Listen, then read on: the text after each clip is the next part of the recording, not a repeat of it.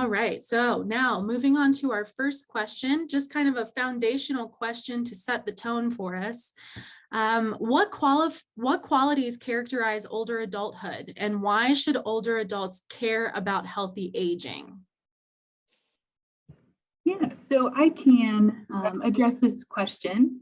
So generally, older adulthood is considered to start around the age of 65 years, but I do want to note that older adulthood is much more than just age as a marker.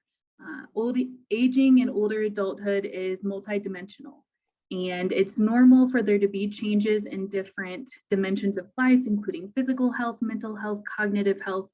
But one important aspect to remember is that older adults can create new strategies, learn those strategies to compensate for change and to still solve problems.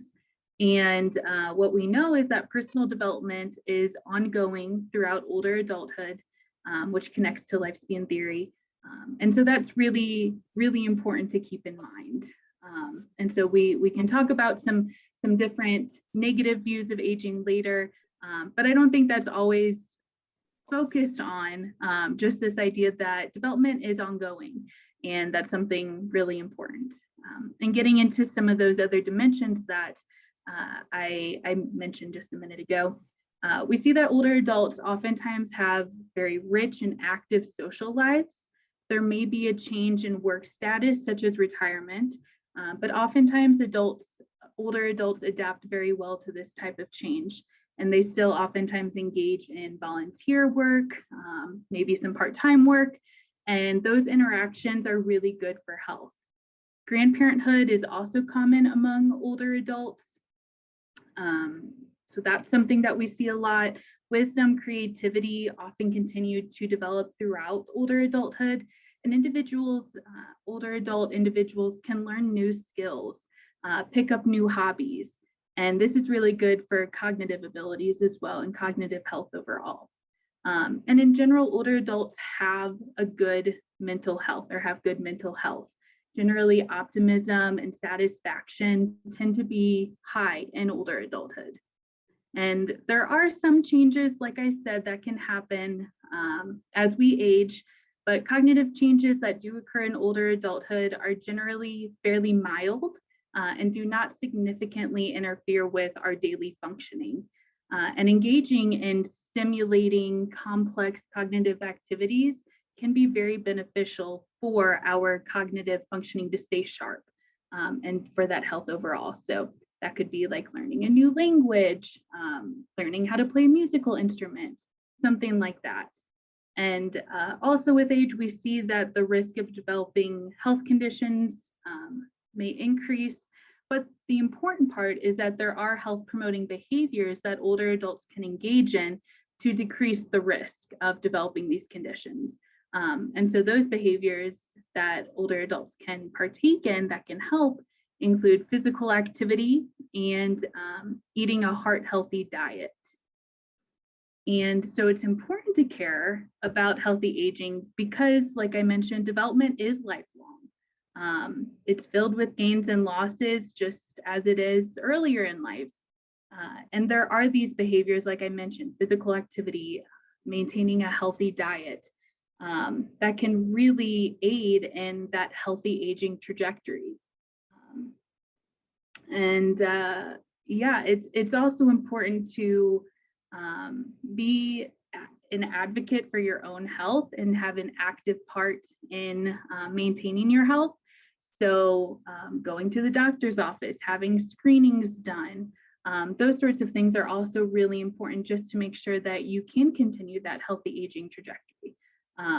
So taking that active role, engaging in these different health promoting behaviors can be very beneficial for health, and that's really why, you know, adults hopefully should care about it, because that development's ongoing, and they really can have a say in that healthy aging, at least for some of these components.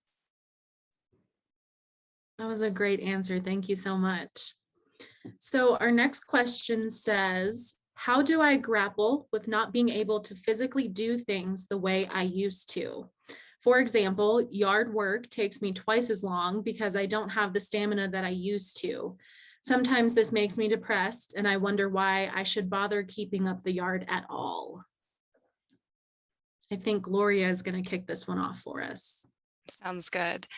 This is a really great question. So as Dr. Naircorn-Bailey mentioned, there are some changes that are pretty normative. And some of the normative changes are that, we're not as strong as we used to be. We don't have as much stamina as we used to have. That kind of comes with the territory of aging. But one question to consider is how much change is happening and how are you comparing yourself to who you used to be? Are you comparing yourself to a year ago, 5 years ago, 20 years ago? And that gives us some context for how much change is happening and how quickly is that decrease in stamina occurring. And if it seems like a more gradual sort of normative change, then I would say, that is just kind of par for the course. It doesn't make it easier per se to kind of cope with that, but it just helps us better understand that these are kind of normative changes. And as Dr. Naircorn-Bailey mentioned, there are things that we can do. We have something called plasticity, which means that we have the capacity for change even into later adulthood.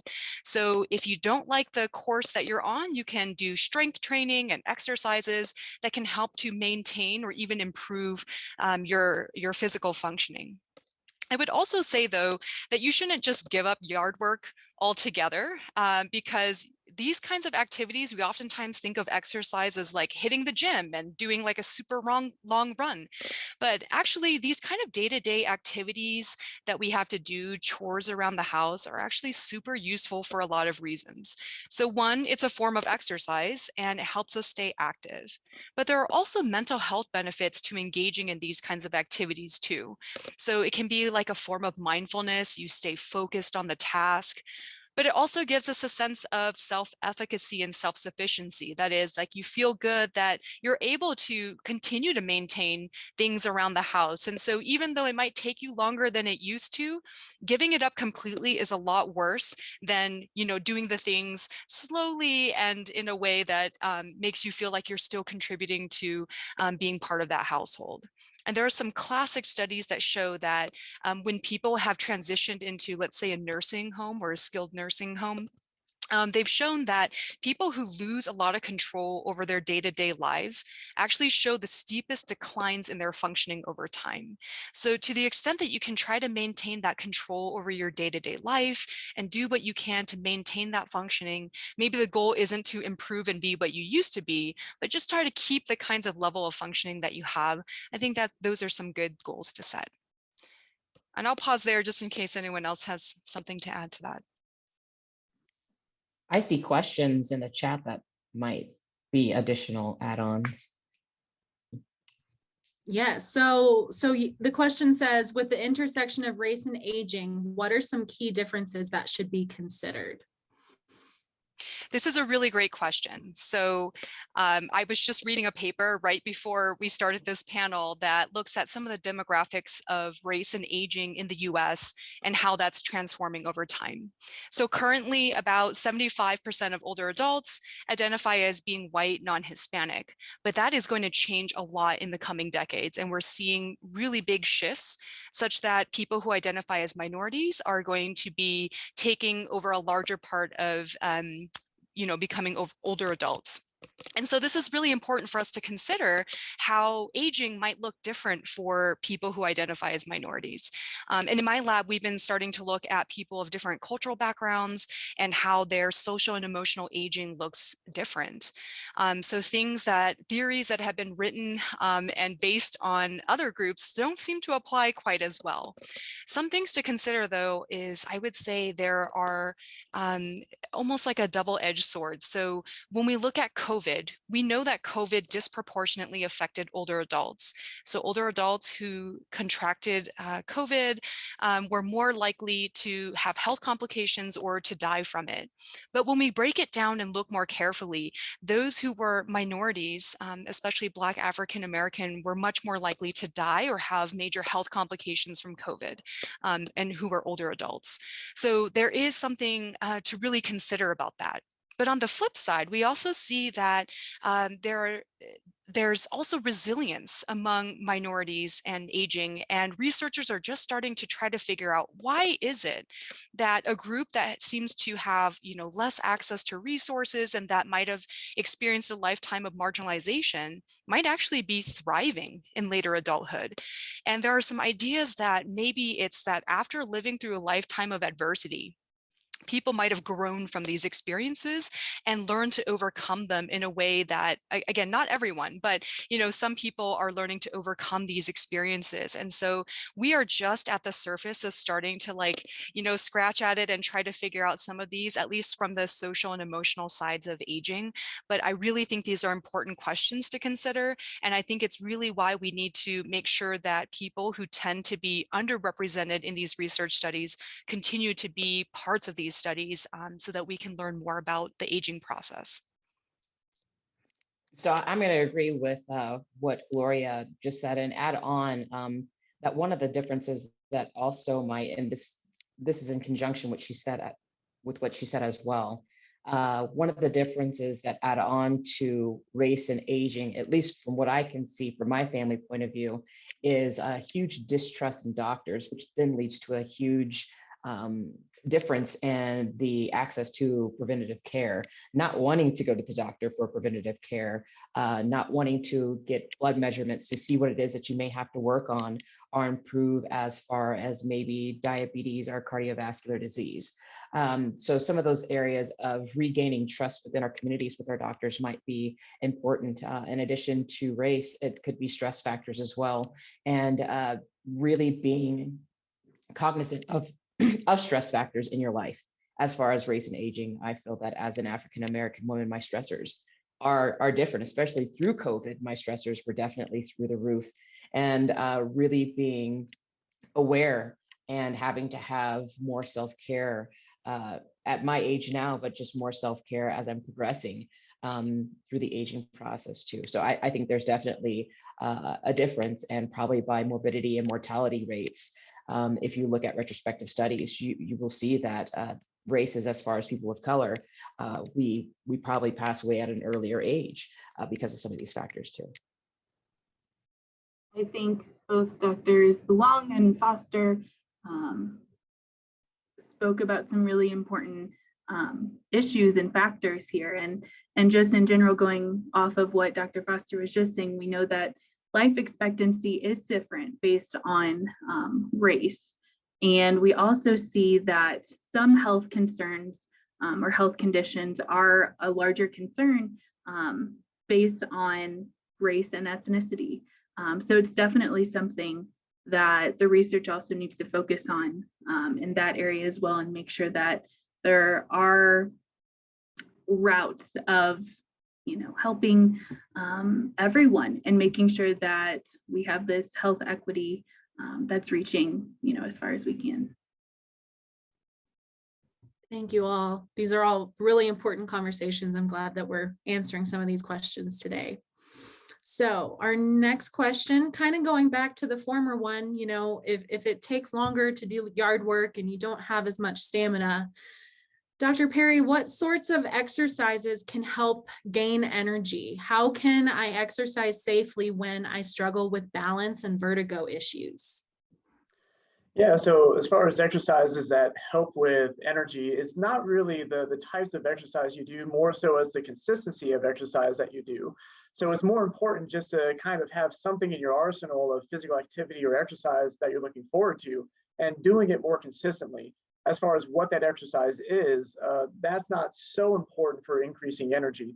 That's just maintaining with a particular rhythm and rhyme there, which is nice, because it would be horrible if there was one particular exercise that granted you energy, but you did not look forward to doing it, because there may not be anything more discouraging in the world having something that you should do but don't want to, versus having something that you should do and actually wanting to engage in it.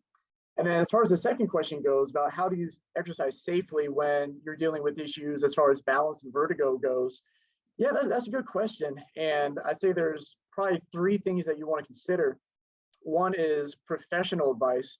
I would say more and more over the last 10, 15, 20 years even, there's been a strong emphasis for physical therapists to be well trained in how to assist people that are living with vertigo. So if it's been a while since you've been to a physical therapist, especially, I would probably recommend checking in. And I did a bit of a search earlier today, and just based off of the reviews that we find online, but there are a couple of clinics around here in Fort Collins that seem to do very well with supporting and assisting people that are living with vertigo. So that'd be my first recommendation, is check in with professionals to see what advice they have to offer. But then as far as the safety goes, there's a couple things that I'm thinking in my mind, which is whether you're working at home or whether you're working at a gym, as far as exercise goes. So of course, when we're dealing with balance and vertigo issues, we want to make sure that fall prevention is the main thing there. So safety, regardless of where you're at, is the first priority to take care of. So in this sense, I would say make sure that you have someone around you, especially if you're working at home. I would say try to avoid exercising when all alone, just in case a fall does happen and it might be a bit on the severe end. We want to make sure that somebody's there to help out. But when exercising, making sure that something stable around you is going to be very important. So having your wall to your back and a sturdy chair in front of you while you're doing some form of exercise. If it has to be standing, that would be the best way. Just again, in case balance is an issue, you can grab onto something. But as far as safety goes, the best thing you'll probably do as many seated exercises that you feel comfortable with. I know that laying down is problematic for a lot of people living with vertigo, and that takes out a lot of major exercises. So if we think about a lot of floor exercises like yoga or stretching, that can be problematic. If we're thinking more along the lines of resistance training, like with chest press, that can be problematic. And anything that is involving a lot of head tilt, that can be problematic. So certainly there's a lot of challenges here, but I think that's where the gym can come in handy a lot, specifically with the machines that they offer there, because you can do a lot of these same exercises that are typically done in a laying down position, normally in a seated or upright position. And the machine really encourages that you only focus on the movement of the muscles that need to be moved. So you don't actually get a lot of head movement in there. So as far as exercising safety with balance and vertigo, I would say check in with a physical therapist, make sure that safety is the #1 priority wherever you're at. And two, look to machines as far as being a good friend when exercise is coming up. Those are great tips. Thank you. Next question is for Dr. Foster. It says, what vitamins or nutrients become more important to have in our diets when we're older? What is some general advice for healthy eating in older age? And I do also see a comment as well about plant-based calcium supplements. And so I'll just cover it all. When I teach this to students who are enrolled in my human nutrition class, and one of the examples I give is vitamin C and people getting on a plane and wanting to take something like airborne, that our bodies are really smart in what we need and what we can dispose of. And so I tell them before even thinking about taking some sort of supplements, and it's one thing if your doctor says it's something that you should be taking, because plants and vegetables are made in such a way that they have all the complementary stuff we need with it in order to properly digest it. So my biggest thing, and it doesn't matter at any age, we've already gone over that exercise is important. So some say if you have to pick exercise or nutrition first, that nutrition would come first because you are what you eat. In any of the studies that I have done, there's a direct reflection of anything that you take in is what your cellular composition is going to be made of. That being said, if you eat a lot of Snickers bars, you're going to be made of Snickers bars, right? But you want to think of, which is why they're telling you to take things like eat fish or take in fish oils to get in those good omegas, have a nice balance of your omega-6 to your omega-3s, is because you have to think about your membranes in your cells and how they have fluidity and how they can speak and communicate to one another. So overall, I don't know that nutrition as you age necessarily gets any different than when you were younger. You want to think about that health span as you're just going through life period of just eating proper nutrition with very colorful fruits and very colorful vegetables and lean meats. We have all those fantastic snacks in the snack aisles, which are very easy to store and easy to get to and very tasty. However, you want to really concentrate on, are you getting all your fruits and vegetables? Does your plate look as colorful as possible while you're eating it? Are your meats really good quality meats? We all know what we need to eat, and it doesn't change from the first day that you're born to when you're 65 or plus. It's the same thing. That you just want to have a complementary plate of food. Now, when it comes down to it, I see there's some questions about bones. Dairy is a very important source of calcium to make sure that we have the proper bone density, but it's not just necessarily calcium intake. It also reflects back to exercise and making sure that you have the appropriate amount of muscle to protect those bones. But bone cells and muscle cells and fat cells, all these cells are communicating with one another within your body. And so you want to make sure that you are still doing your physical activity, that even though getting out there and doing yard work might be hard, that you're still out there and doing yard work, that you're lifting, even if it's light weights, that you're lifting weights, that you're making sure that your muscles don't atrophy, because those atrophy, and then you're going to have a higher chance of hurting those bones or not having healthy bones. So it's not just one part of the picture or the other. It comes down to even stress. If you're stressed out, I see something about social isolation. And if that stresses you out, that these things can also trigger poor eating as well. So you want to be cognizant of, get out there and do things that make you happy. Get out there and exercise at least your 30 minutes a day, lift those weights, and have very colorful food and lean proteins on that plate. And then I see, what are the common conditions as we age? And that would be type 2 diabetes, cardiovascular disease, and things as that. And so these can be prevented or attenuated, inhibited with the proper diet. Awesome. Thank you, Dr. Foster. So our next question says, I am going on 2 full years of social isolation due to COVID-19, and I find that I'm losing coping mechanisms for basic life things like productivity, focus, memory, and attention span. Can you hear me? Yes, we can. I'm saying whoever it is, it's me. I'm trying to learn how to refocus again. So I'm an extrovert, but it's because I'm distracted by so many things. I have lost focus during quarantine, and so someone can help me with this. Myself. Be quiet. Well, good. We've got an answer coming. It's coming. It says, I'm struggling on focus, memory, and attention span. How do I overcome this? To me, COVID is a life-changing event, and I'm struggling to adapt to this new normal. I can take a stab first, and then Dr. Naircorn Bailey or someone else wants to add to it, feel free, please. So when we say COVID has been life-changing, this is almost like a understatement in a way. It's that there was COVID, there was a pandemic, there's been political unrest, financial insecurity, a lot of changes to employment. All the things happened in these last couple years. So it might not be so surprising that there have been widespread mental health effects. We're seeing people seek out help and support for mental health services at higher rates than usual. And so just because it's normal or seemingly normal doesn't mean that it's okay, right? So, just because it's more common doesn't mean that this is something that we should live with. So I think it's important to consider how the pandemic has changed other aspects of your life that might be influencing your productivity and your focus and attention.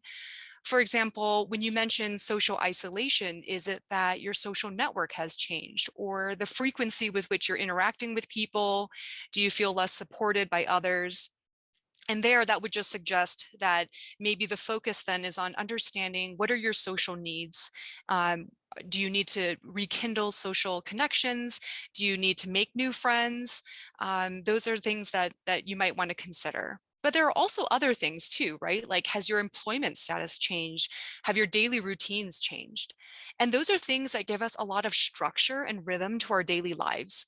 So when we know we need to wake up at 7 every morning and be somewhere from 8 to 5, and that we have people who depend on us for certain things, that can give us a sense of meaning and purpose in our lives. But it also contributes to our identity. Like, I'm a worker. I'm this person that others rely on. I'm an extrovert who hangs out and interacts with people. And when we don't have those connections, or we don't have those same day-to-day routines anymore, that can really, really shift the way we think about ourselves and the way that we structure our lives. And when we don't have that structure, that can make it very difficult and challenging to really focus and really prioritize and reorganize aspects of our lives. There was a study that came out recently in the Journal for Personality and Social Psychology, and it was very interesting because it showed, of course, the obvious, which is that if we are too strained for time, we're stressed out. But they also showed that if you have too much free time on your hands, you're also really stressed out, because that can lead to a sense of this listlessness and feeling very unproductive and just really uninspired. And so just having like the right amount of structure and routine to your life can really help to kind of change some of these things. And of course, if you're feeling very distressed, I should, going back to Hannah's disclaimer, if you're feeling very distressed, you're feeling like things that you're trying to do to cope with the pandemic are not helping, and it's been going on for a while, I would strongly urge you to consider seeking professional support or help. Those are the people who can provide you with a lot of guidance and support and help you figure out strategies that can help you deal with some of these issues that you're discussing. Yeah, I think Dr. Luong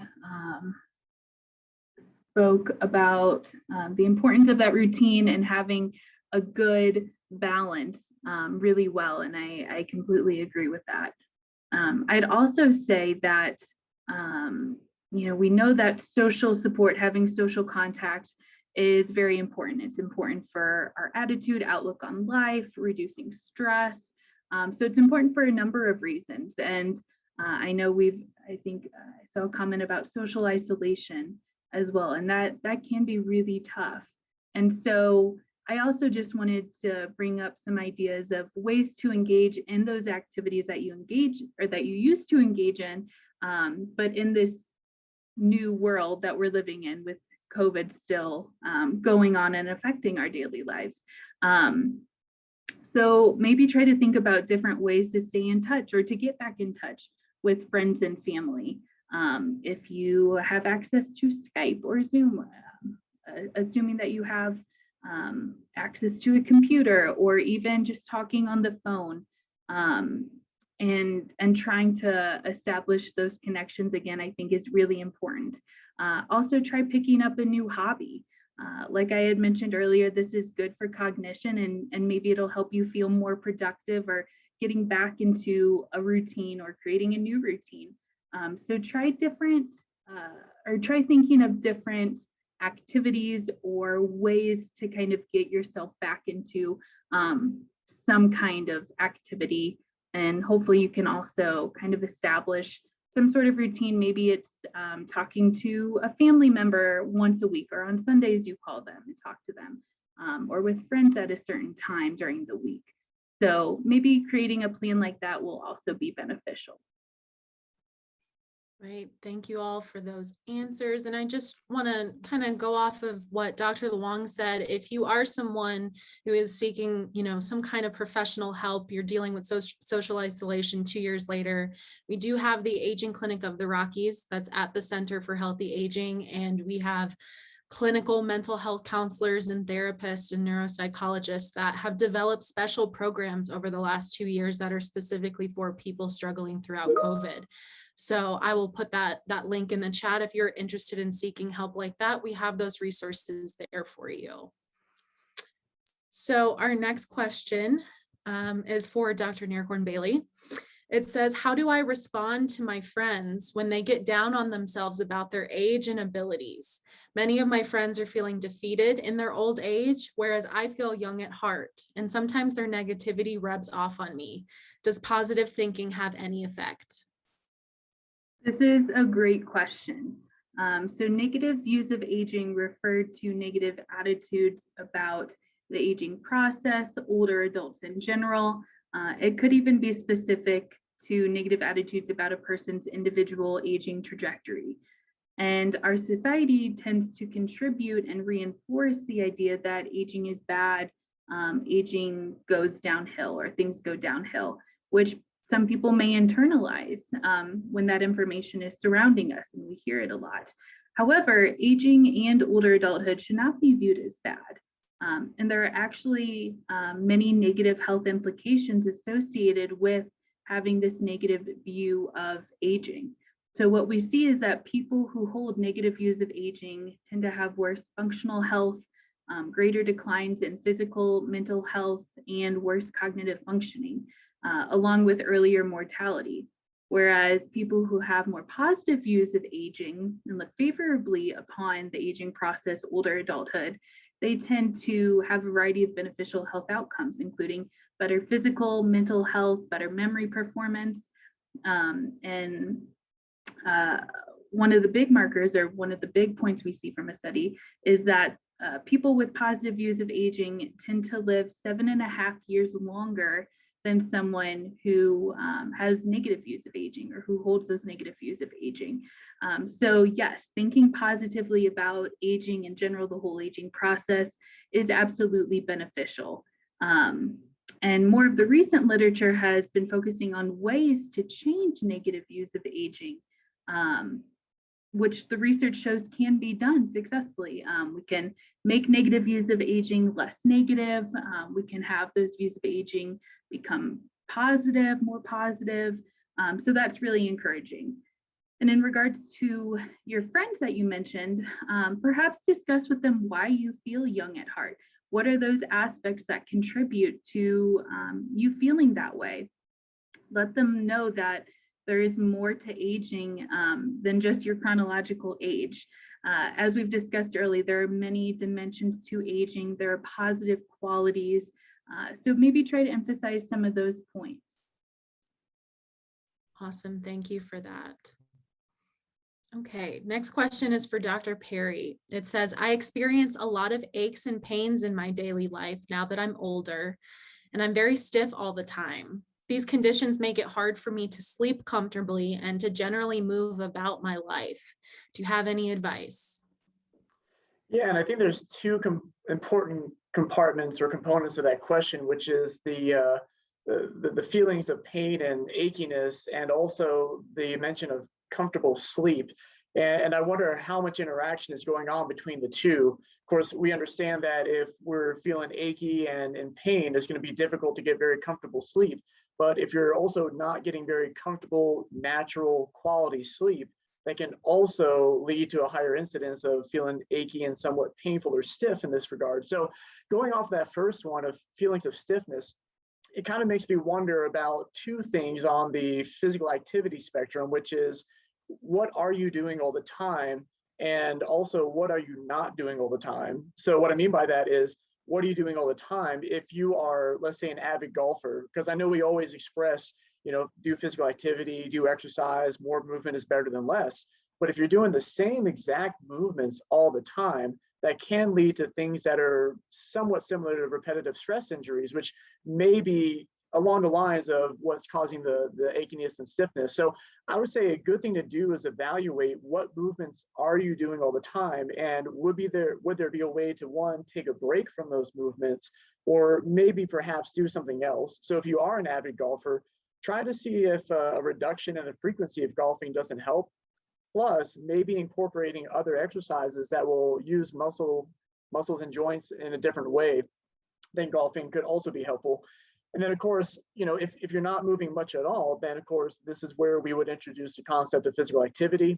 Again, I love that Hannah put the disclaimer up there at the very beginning about checking with professionals and medical advice and getting that particular perspective, which you should.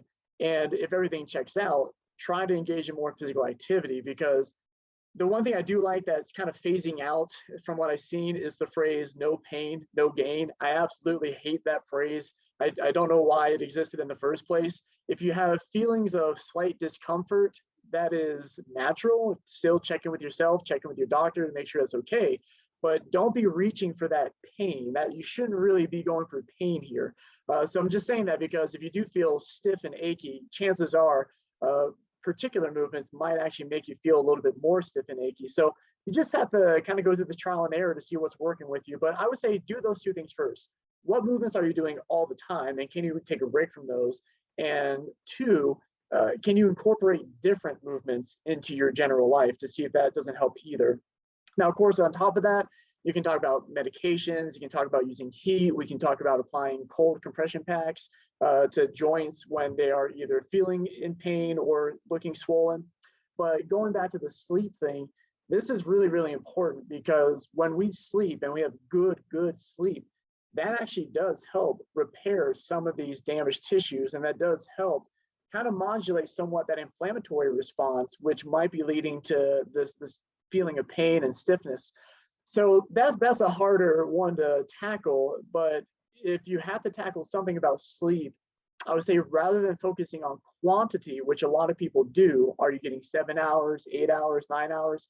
Focus on consistency. That seems to be the most important part before we start talking about quantity. Now, I'm not saying that so long as you're getting consistently 1 hour sleep at night, you'll be fine. Still get, at least 7 to 8 hours if you can, but same time that you go to sleep, same time when you wake up, and also try to reduce naps. And I mean very long, extensive naps during the day that could be impeding some of the sleep quality that you're getting at night.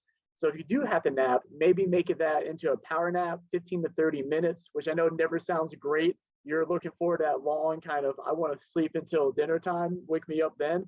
But the power naps seem to be a lot more effective than these long 2-3 hour naps, which again, can really impede sleep, which then in turn can impede how well your body is responding to your day's stressors and life challenges like moving around. So move to sleep well and sleep well to move.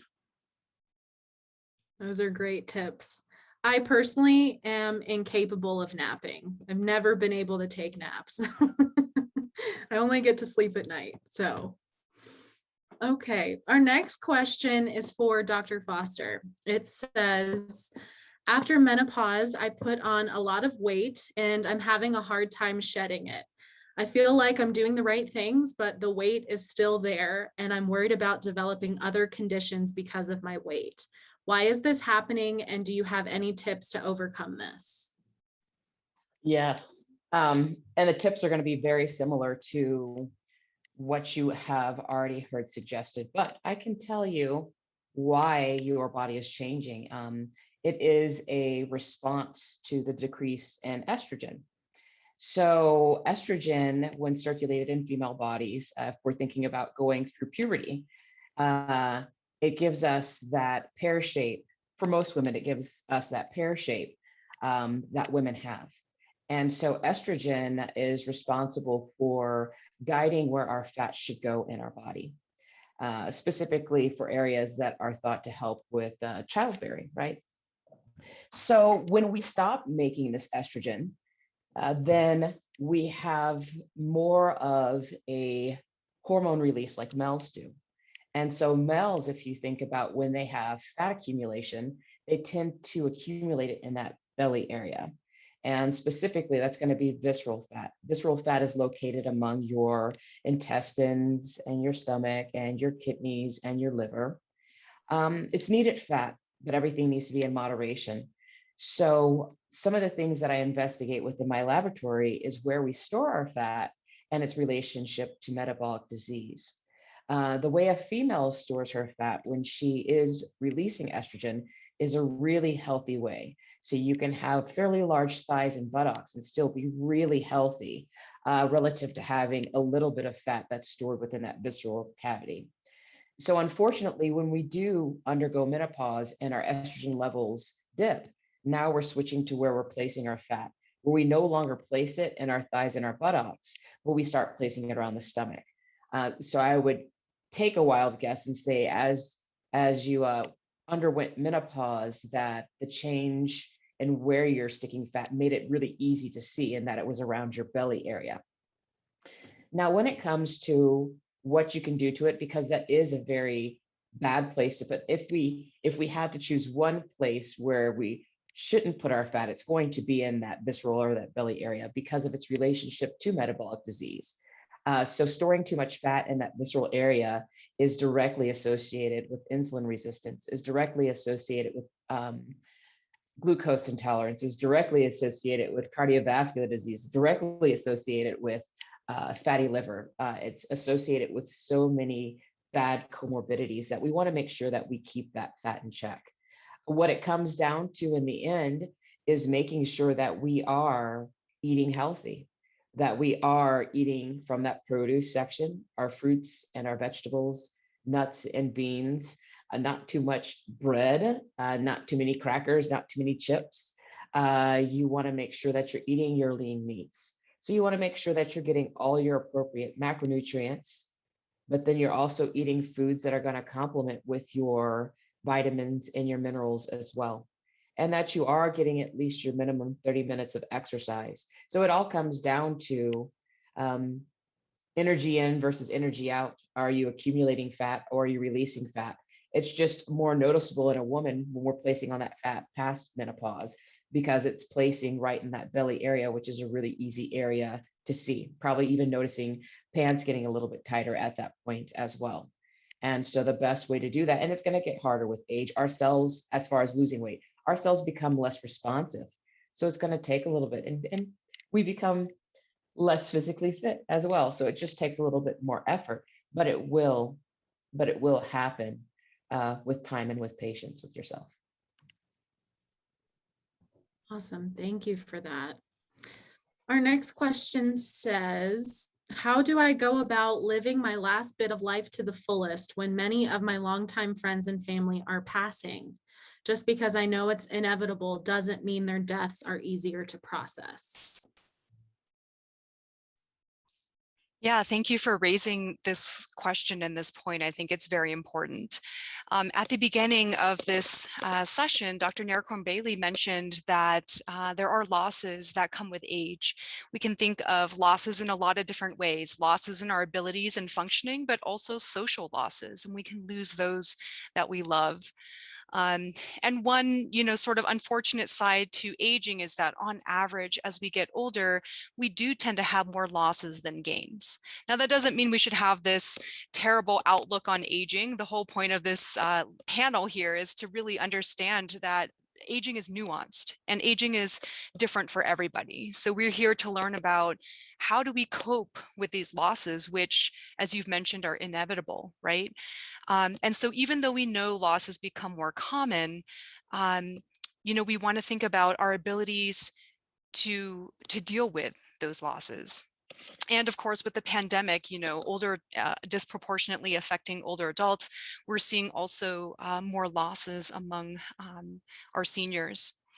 So one thing I do want to say is that if you're feeling sad or other kinds of emotions like this when you lose someone, those are perfectly normal emotions to feel. And so I just want to sort of normalize that. It is when, and everyone takes their own time and has their own way of dealing with those losses. And if it seems like it's taking you longer than others, that's okay too. But I think what you may want to consider is the distress that you're feeling and whether it feels overwhelming or too burdensome. And if it is starting to affect your ability to function in day-to-day life, like if you're having a hard time getting out of bed, or if you're having a hard time being motivated to do things that you used to enjoy doing, then those are signs that maybe the losses are becoming too overwhelming. And it may be a good idea to start checking in with a professional to get some help with how to cope with some of those losses. So I don't really have a really, insightful, wonderful way of thinking about losses. They are challenging to deal with. And I just wanted to kind of resonate and reiterate that it doesn't necessarily get easier to process. And I think that you don't have to feel like every loss is just going to become easier and easier. If anything, it can feel like it's piling on. But I also want to say that it's okay and actually very encouraged to seek out help if you feel that that's something that would be helpful to you. All right. Dr. Luong, the next question is also for you. This is a question about retirement. It says, I hear lots of stories about friends who have gone into retirement and then felt very lost because working was their main identity for most of life. How do you find purpose in retirement? Yeah, that's a really great question. When we think about work, you're right that we can have that tied into our identities, right? Like people will say things like, I am a nurse or I am a teacher, instead of I'm a person who works as a nurse. So we do wrap up our identities in our work. But work also provides a lot of other things that we might sort of take for granted. In addition to income, it provides opportunities for us to socially connect with others. We can be friends with our coworkers and interact with customers and clients. It gives us status and it gives us structure to our daily routines, as we mentioned before. So it's all of those things that we sort of lose when we go into retirement. What's really interesting is that the evidence is really mixed right now about whether retirement is really bad for our physical and mental health. So it seems though, if you had control over your retirement, so you chose it, that retirement might actually be somewhat of a good thing. And that most people seem to show greater life satisfaction after they retire, although it's kind of gradual and it takes time for people to get adjusted to that. What I would say is to consider what was meaningful for you at work. So was it that you were productive and you felt like you were contributing to something? Or was it that you had opportunities to connect with people and make friends? So if those are the things that were important to you with work, try to find activities and other things outside of work that would allow you to sort of pick up some of those things. So get involved in social networks or groups or hobbies or activities that would allow you to do that. And for a lot of people now, what's kind of become the case is that there's not just a clean cut in that you're retired or not retired, but there's also bridge employment. So if you're thinking that work is something that's important to you, you can consider bridge employment, which is this idea that you kind of work part-time or as needed. And that might still give you a sense of purpose if you are interested in that, or even volunteer opportunities so that you can still remain active and involved in your community. Wonderful, thank you. So I know we only have about 5 minutes left and we have 2 questions left. So let's see if we can get both of these in here. The first one says, I've noticed that as I get older, my taste buds are changing. I don't have as big of an appetite. And when I can eat, I don't want to eat very much. I'm worried about getting in all my nutrients when eating feels this way. What can I do, Dr. Foster? All right, you are correct. As we do get older, our taste buds do change. They don't receive the same information the same way that they did previously. So taste becomes a bit dull. So it might be, and it could be olfaction too, not being able to smell when you could smell something and say, I'm hungry, or you could taste something and say, I want some more. And so what you want to do is you want to get your bang for your buck with what you place on that plate to make sure that you get all your nutrients. So I'm not exactly sure how much you want to eat as far as when you do eat, or if you're eating those things that you find highly palatable.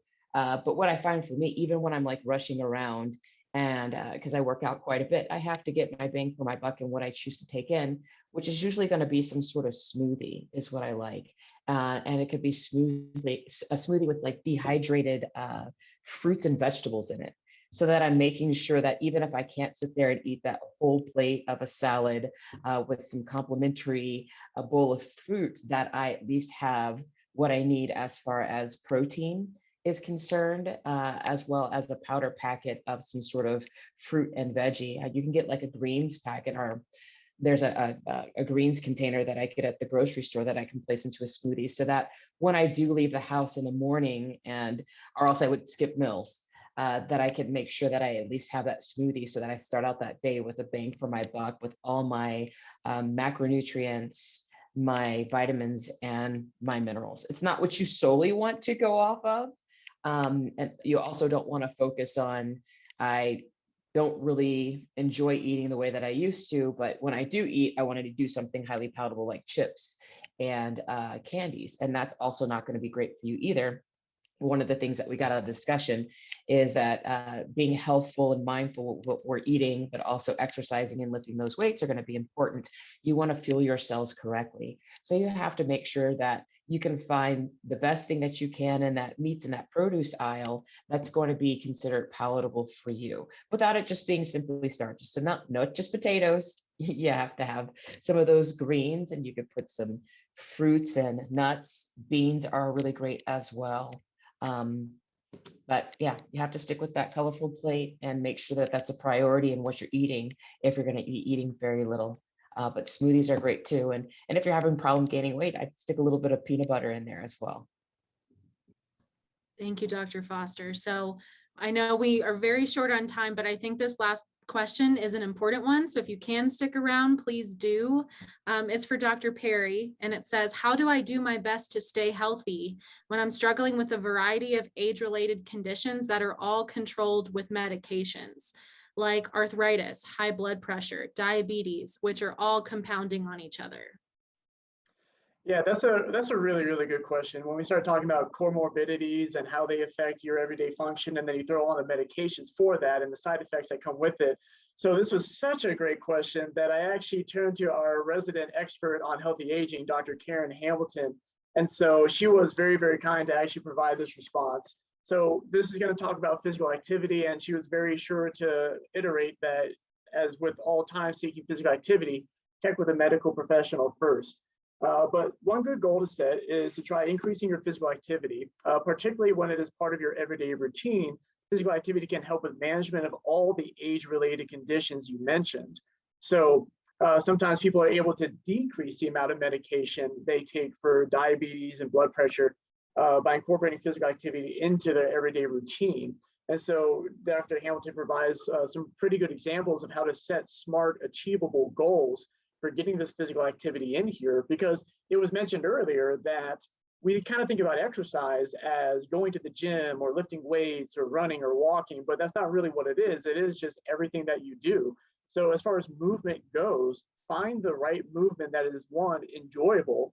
So whether that is something that you enjoy your own or enjoy with a friend, both are great.